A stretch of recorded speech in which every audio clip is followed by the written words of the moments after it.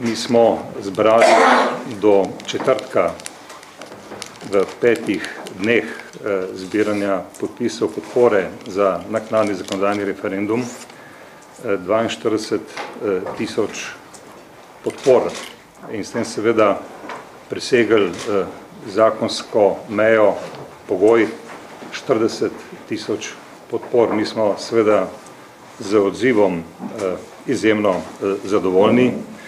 Bomo pa seveda, potem ko bo odločilo Ustavno sodišče, tako kot mora, kot se utemeljeno pričakuje, zbirali naprej. Namreč mnogi, ki so želeli oddati podpise, mnogim ni bilo pač omogočeno zaradi odločitve Državnega zbora.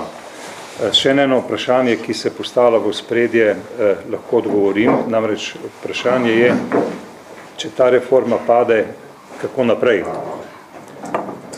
Moram seveda z vso gotovostjo reči, da bomo seveda upoštevali, kaj pa drugega, enoletni rok, ko Državni zbor ne sme obravnavati, ne sme sprejeti na dnevni red to problematiko, skratka pokojninsko reformo. Smo pa pripravljeni v Zvezi svobodnih sindikatov zagotovo, da to eno leto izkoristimo, uporabimo za to, da pripravimo drugačno reformo, bolj prijazno reformo do delavk in delavcev, pravičnejšo reformo. Seveda ne sami, ampak v socialnem dialogu.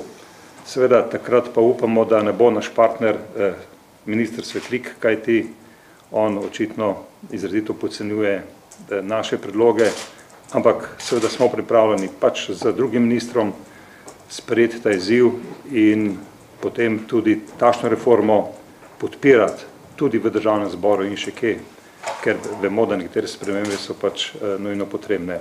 Toliko mimogrede okoli te teme.